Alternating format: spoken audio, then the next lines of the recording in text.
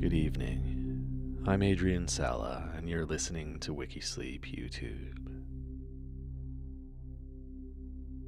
If you're enjoying our channel but hate the ads, all of our episodes are available ad-free through our WikiSleep app, which you can find easily by clicking the links below or visiting wikisleep.com.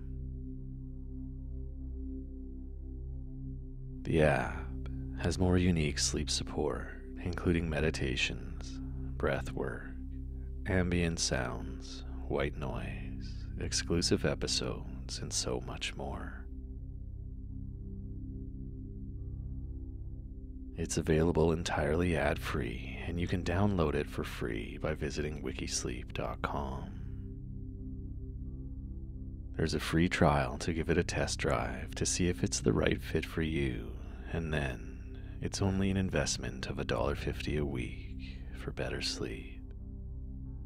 It's a quick, simple, and inexpensive way to invest in your sleep hygiene and sleep health.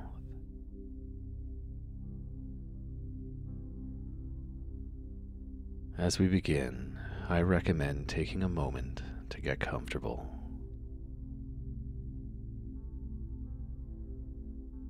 Then take a few long, deep breaths and settle in for this calm, interesting, but quiet story. And one last note, no need to smash that like button. You can simply, gently, sleepily click it and subscribe. And don't forget while you're doing that to add notifications as well so you never miss an episode. Thank you, and I wish you a happy, restful sleep in whatever way works best for you.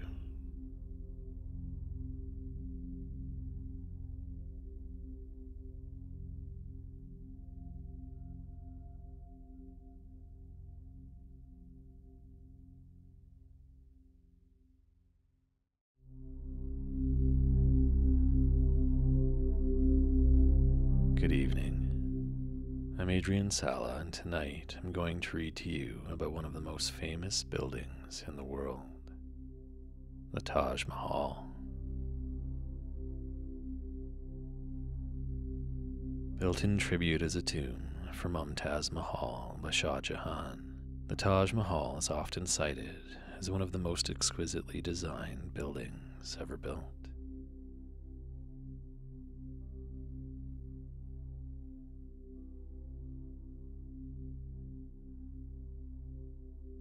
As we begin, take a moment to make yourself comfortable in a position that allows you to sink in and take a few long, deep breaths. Breathe in, filling all the way up, and let yourself relax and settle in for the story about the crown of the palace.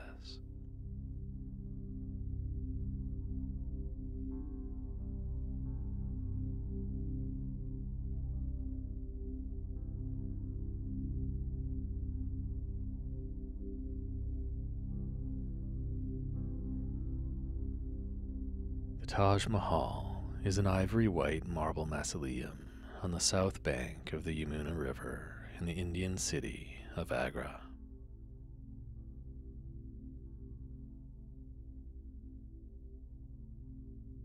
It was commissioned in 1631 by the Mughal Emperor Shah Jahan, who reigned from 1628 to 1658 to house the tomb of his favorite wife, Mumtaz Mahal, who died on June 17th of that year, giving birth to their 14th child.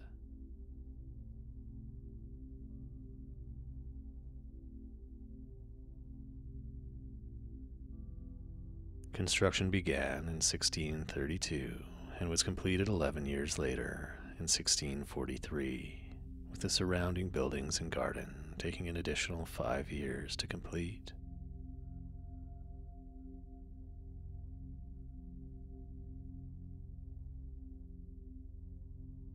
The Taj Mahal, which loosely translates to the crown of the palace, incorporates and expands on design traditions of Persian and earlier Mughal architecture.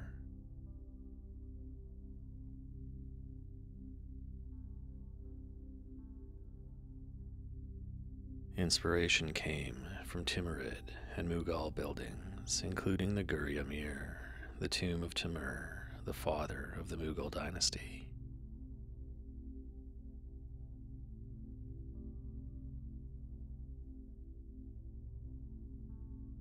While earlier Mughal buildings were primarily constructed of red sandstone, Shah Jahan promoted the use of white marble, inlaid with semi-precious stones, and buildings under his patronage reached new levels of refinement.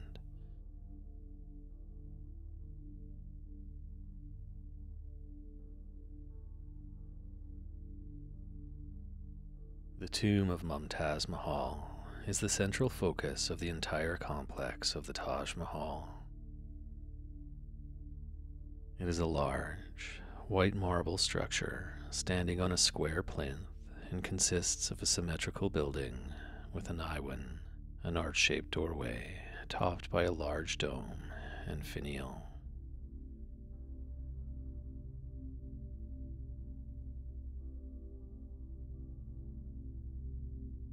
Like most Mughal tombs, the basic elements are Persian in origin.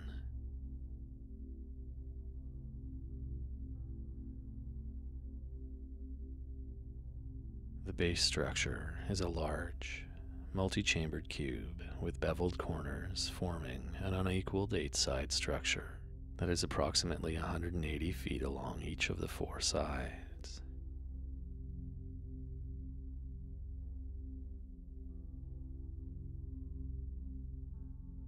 Each side is framed with a huge pishtag, or vaulted archway, with 2 similarly shaped arched balconies stacked on either side.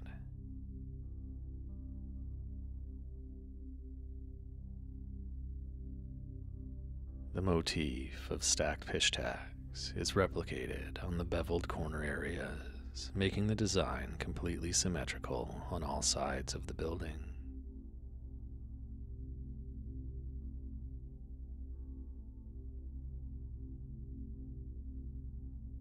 Four turrets frame the tomb, one at each corner of a plinth facing the beveled corners.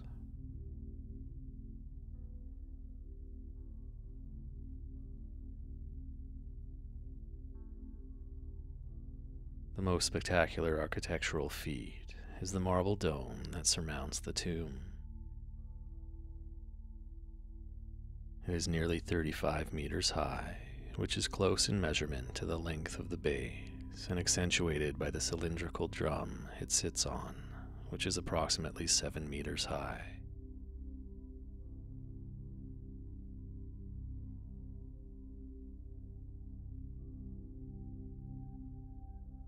Because of its shape, the dome is often called an onion or guava dome, also known as an amrud.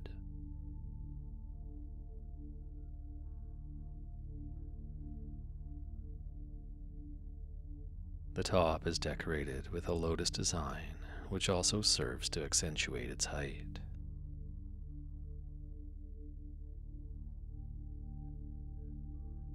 The shape of the dome, which is slightly asymmetrical, is emphasized by 4 smaller kiosks placed at its corners, replicating the onion shape of the main dome.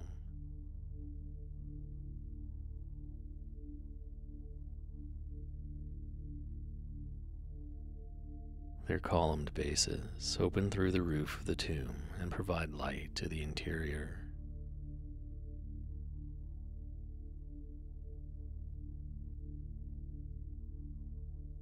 The lotus motif is repeated again on 2 elevated dome-shaped pavilions called chhatris.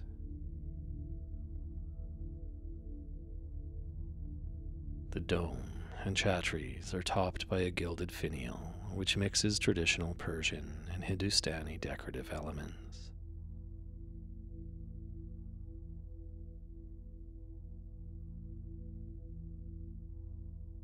The main finial, was originally made of gold but was replaced by a copy made of gilded bronze in the early 19th century. This feature provides a clear example of integration of traditional Persian and Hindu decorative elements.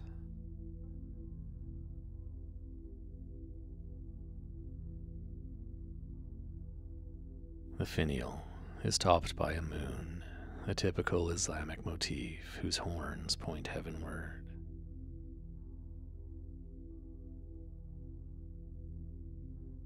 The minarets, which are each more than 40 meters tall, display the architect's penchant for symmetry. They were designed as working minarets, a traditional element of mosques, used by the muezzin to call the Islamic faithful to prayer.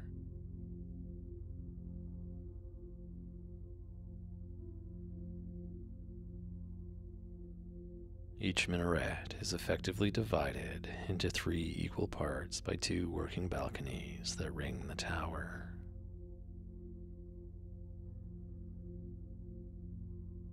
At the top of the tower is a final balcony surmounted by a chhatri that mirrors the design of those on the tomb.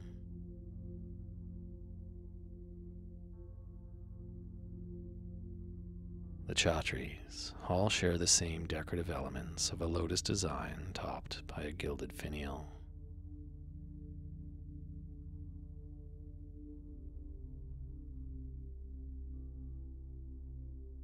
The minarets were constructed slightly outside of the plinth, so that in the event of a collapse, a typical occurrence with many tall constructions of the period, the material from the towers would fall away from the tomb.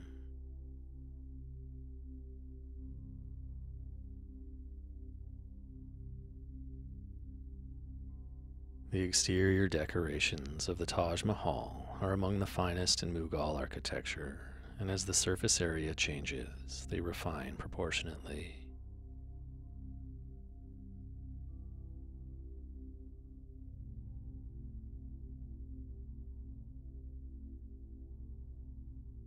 The decorative elements were created by applying paint, stucco, and stone inlays or carvings.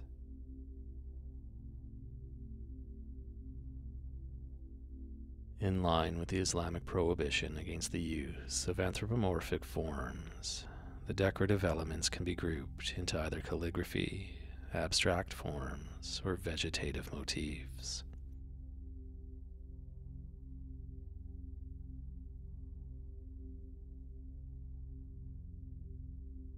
Throughout the complex are passages from the Quran that comprise some of the decorative elements.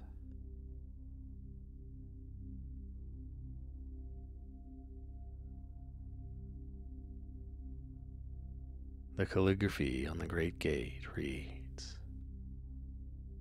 "O soul, thou art at rest. Return to the Lord at peace with him, and he at peace with you."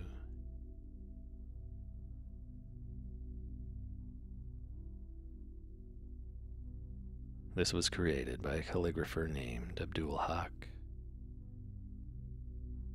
Shah Jahan conferred the title of Amanat Khan upon him as a reward for his dazzling virtuosity.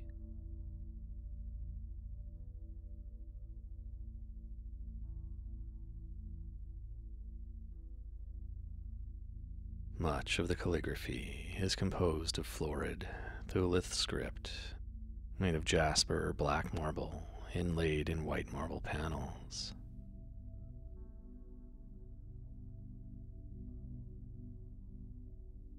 Higher panels are written in slightly larger script to reduce the skewing effect when viewed from below.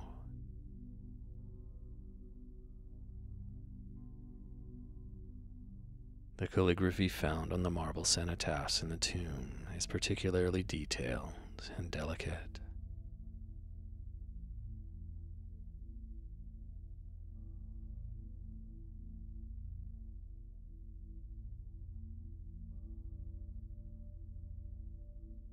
The domes and vaults of the sandstone buildings are worked with tracery of incised painting to create elaborate geometric forms.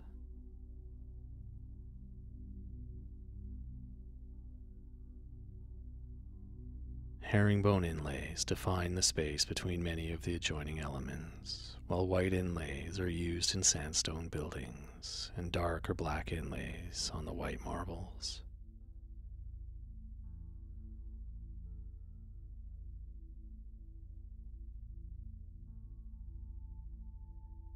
Mortared areas of the marble buildings have been stained or painted in a contrasting color, which creates a complex array of geometric patterns.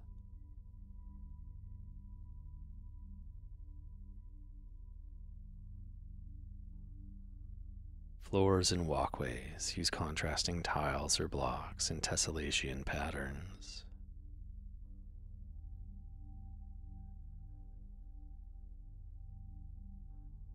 The interior chamber of the Taj Mahal reaches far beyond traditional decorative elements.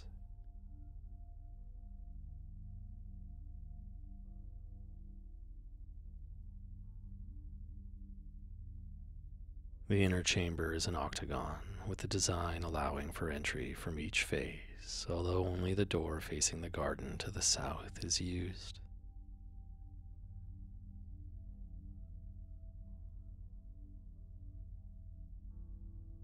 The interior walls are about 25 meters high and topped by a false interior dome decorated with a sun motif.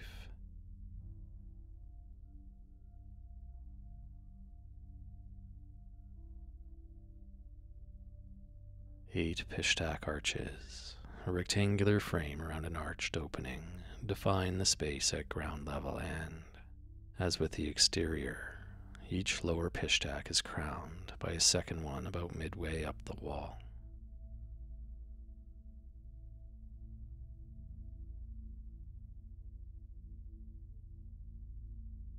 The four central upper arches form balconies or viewing areas, and each balcony's exterior window has an intricate scene cut from marble.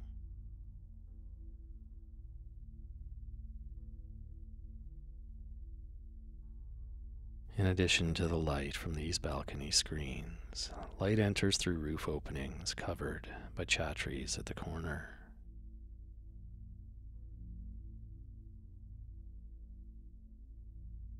The octagonal marble screen, or jali, bordering the cenotaphs, is made from 8 marble panels carved through with intricate piercework.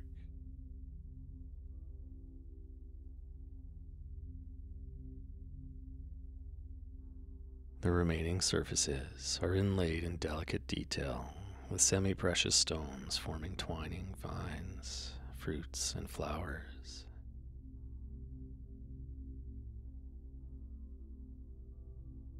Calligraphic inscription on the casket identify and praise Mumtaz.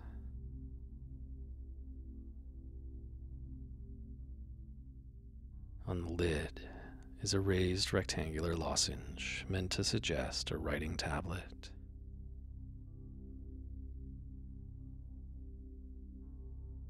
Shah Jahan's cenotaph is beside Mumtaz's to the western side and is the only visible asymmetric element in the entire complex.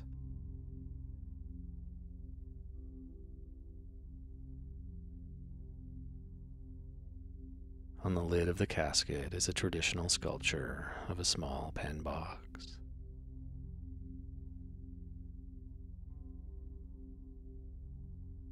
The pen box and the writing tablet are traditional Mughal funerary icons decorating the caskets of men and women, respectively.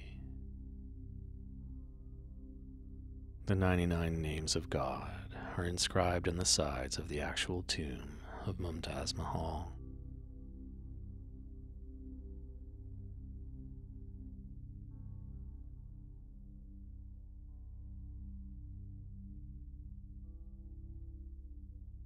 The complex is set around a large 300-meter square charbagh, otherwise known as a Mughal garden.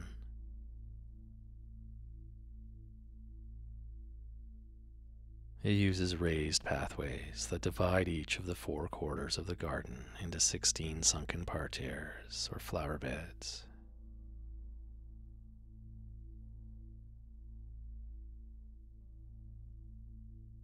Halfway between the tomb and the gateway in the center of the garden is a raised marble water tank, with a reflecting pool positioned on a north-south axis to reflect the image of the mausoleum.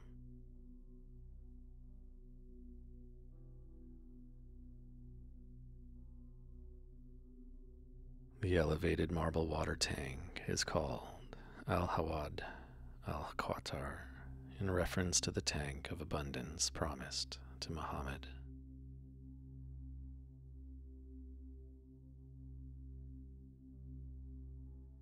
Elsewhere, the garden is laid out with avenues of trees labeled according to common and scientific names and fountains.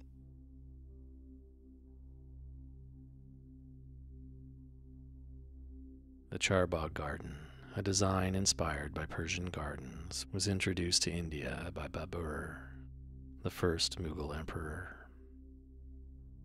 It symbolizes the 4 flowing rivers of Jannah, or paradise.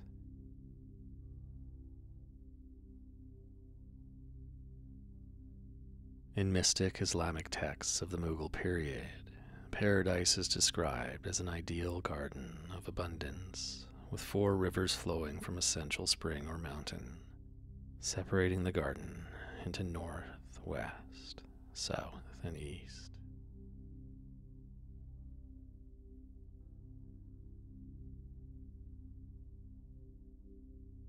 Most Mughal charbaghs are rectangular with a tomb or pavilion in the center. The Taj Mahal garden is unusual in that the main element, the tomb, is located at the end of the garden.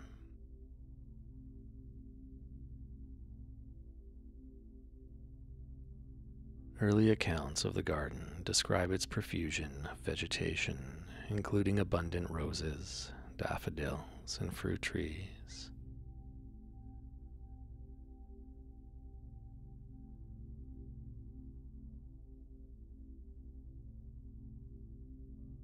The Taj Mahal is built on a parcel of land to the south of the walled city of Agra.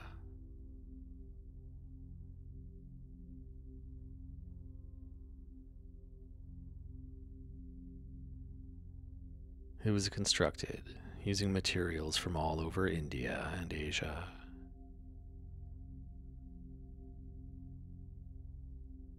It is believed over 1,000 elephants were used to transport building materials, and it took efforts from 22,000 laborers, painters, embroidery artists, and stonecutters to take shape.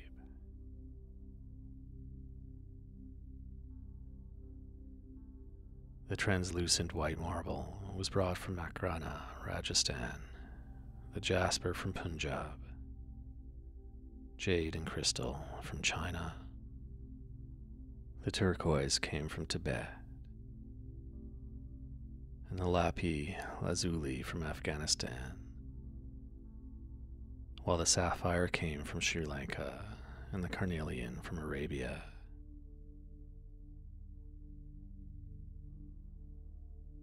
In all, 28 types of precious and semi-precious stones were inlaid into the white marble.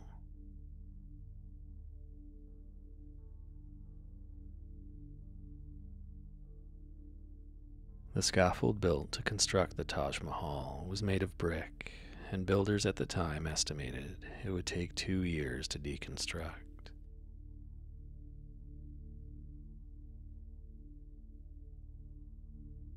According to legend, Shah Jahan decreed that anyone could keep the bricks taken from the scaffold, and thus it was dismantled by peasants overnight.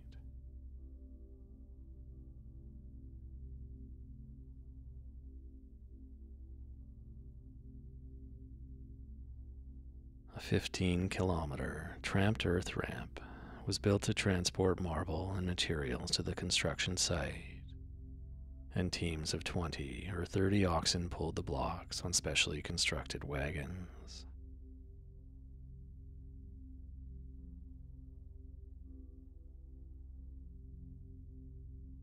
An elaborate post and beam pulley system was used to raise the blocks into desired position.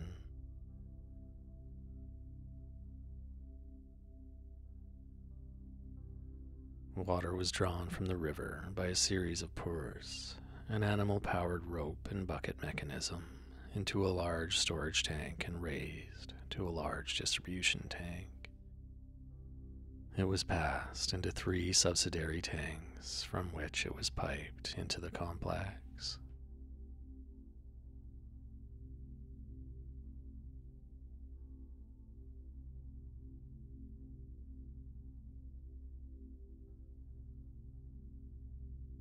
The plinth and tomb took roughly 12 years to complete.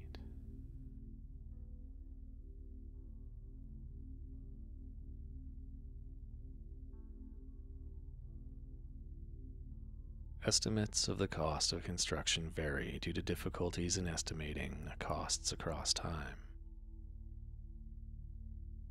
But the total has been estimated to be about 32 million Indian rupees, which is around 53 billion today.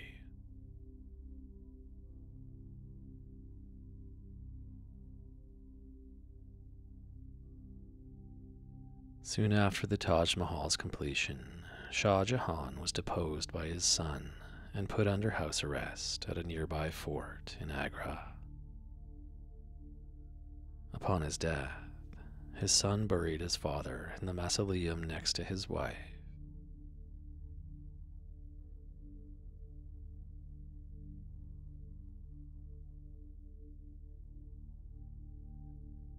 In the 18th century, the Jat rulers of Bharatpur invaded Agra and attacked the Taj Mahal.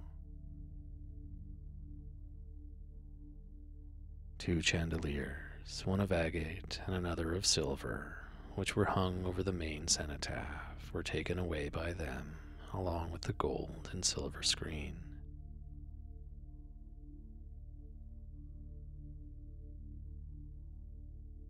Kanbo, a Mughal historian, said that the gold shield, which covered the finial at the top of the main dome, was also removed during the Jat raid.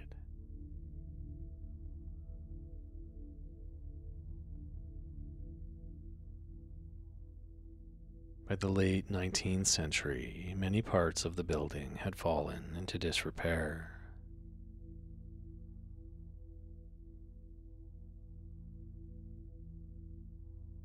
During the time of the Indian Rebellion in 1857, the Taj Mahal was defaced by British soldiers and government officials, who chiseled out precious stones and lapis-lazuli from its walls.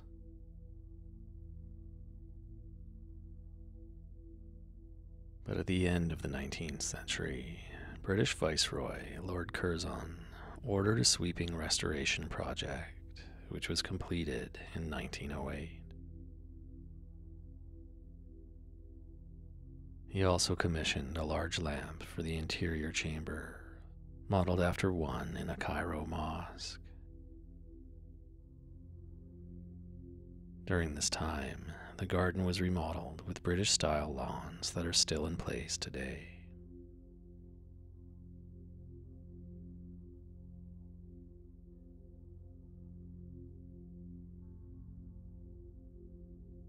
In 1942, the government erected scaffolding to disguise the building in anticipation of air attacks by the Japanese Air Force.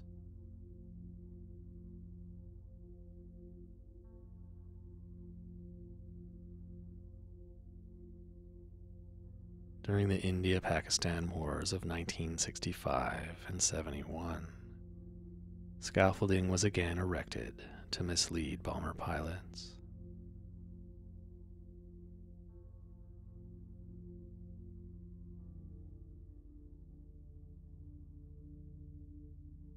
More recent threats have come from environmental pollution on the banks of the Yamuna River, including acid rain due to the Mathura oil refinery.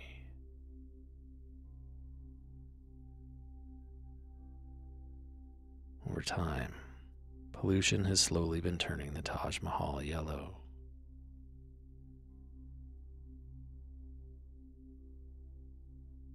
To help control this, the Indian government has set up the Taj Trapezium Zone, a 10,400 square kilometer area around the monument where strict emission standards are in place.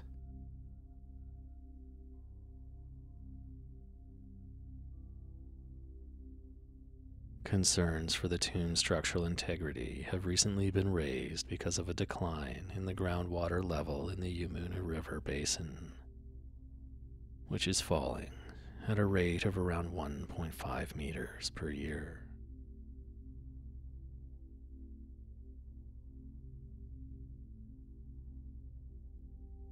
In 2010, cracks appeared in parts of the tomb, and the minarets which surround the monument were showing signs of tilting, as the wooden foundation of the tomb may be rotting due to lack of water. However, it has been pointed out by politicians that the minarets are designed to tilt slightly outward to prevent them from crashing on top of the tomb in the event of an earthquake.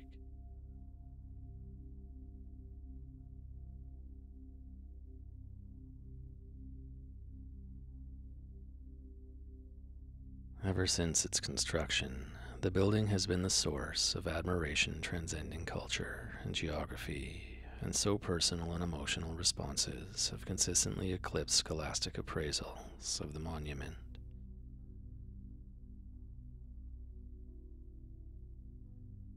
A long-standing myth holds that Shah Jahan planned a mausoleum to be built in black marble as a black Taj Mahal across the Yamuna River.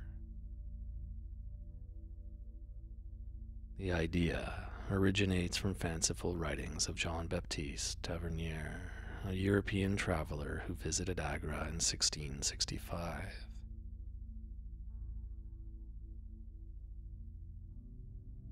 Jean-Baptiste suggested that his son overthrew Shah Jahan before it could be built.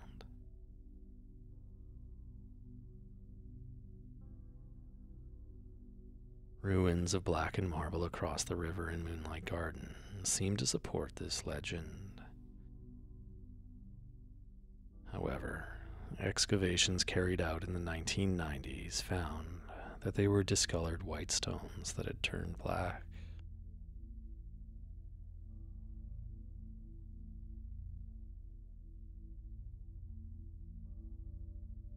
Some stories claim that those involved in construction signed contracts committing themselves to have no part in any similar design.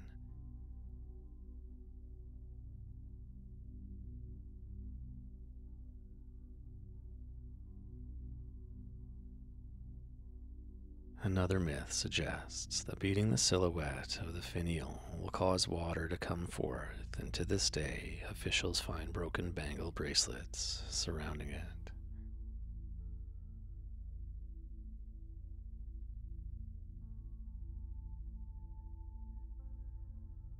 A false theory that the Taj Mahal was designed by an Italian, Geronimo Vernio, held sway for a brief period after it was promoted by Henry George Keane in 1879.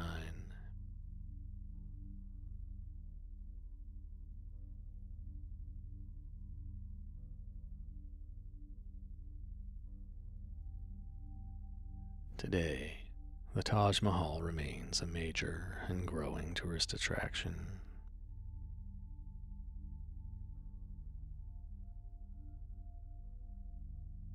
In 2001, UNESCO documented more than 2 million visitors, but by 2014, it was estimated that about 7 to 8 million people visited each year.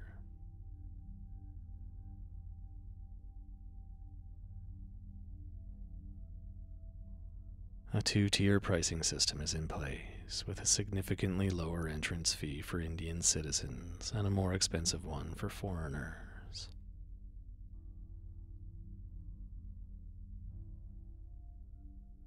In 2018, the fee for Indian citizens was about 72 cents, while for foreign tourists it was around $15.